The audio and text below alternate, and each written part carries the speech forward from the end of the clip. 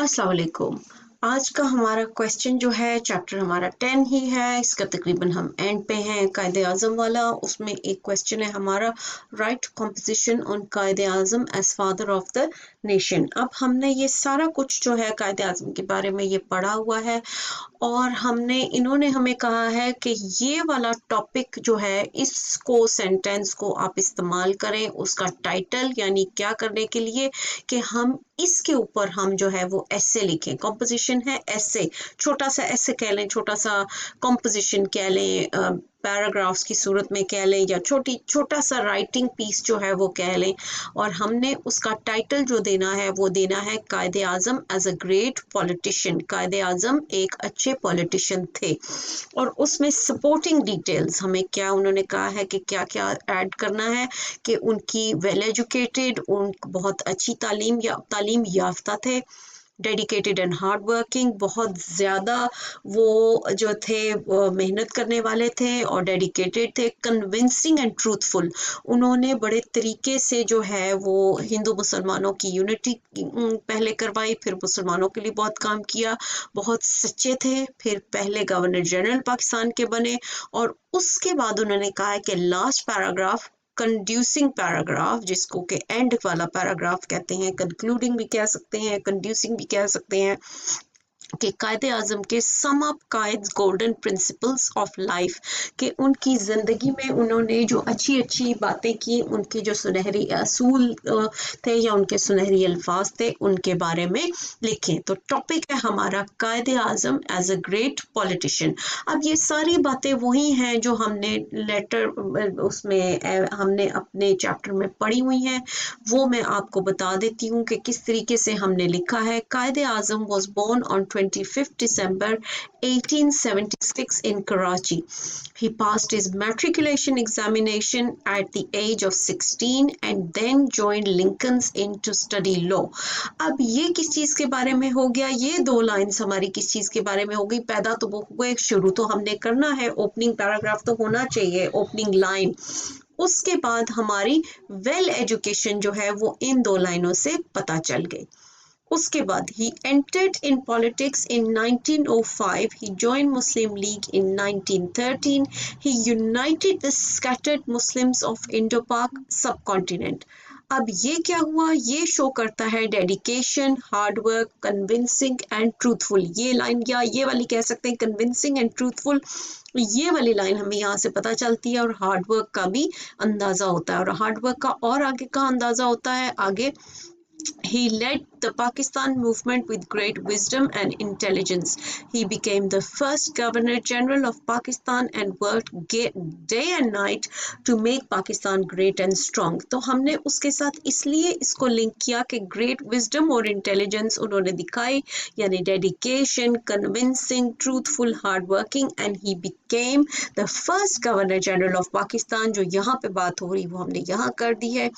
And he worked day and night to make Pakistan strong, great and strong.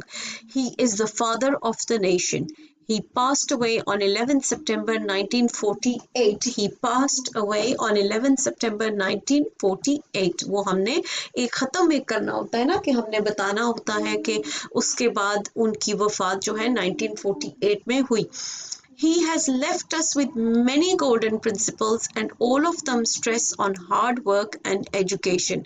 His motto, work, work and work should never be forgotten. उन्होंने हमें, अब ये वाली concluding paragraph में ज़ाहिर है हमने एंड पे उनकी ज़िंदगी का एंड जब हो गया तो उसके बाद हमने क्या बात करनी है, उनके गोल्डन प्रिंसिपल्स ऑफ लाइफ जो है उनमें क्या चीज़ वो बताते हैं। He stresses them, और किस चीज़ के ऊपर वो हार्ड वर्क का स्ट्रेस करते हैं, हार्ड वर्क एंड डेडिकेशन। किस चीज, दो बातें बड़ी ज़रूरी हैं जो वो हमें बताते हैं, मेहनत और पढ़ाई, यानी पढ़ाई करें और मेहनत करें, दोनों चीज़ें बड़े ही ज़रूरी बताते हैं।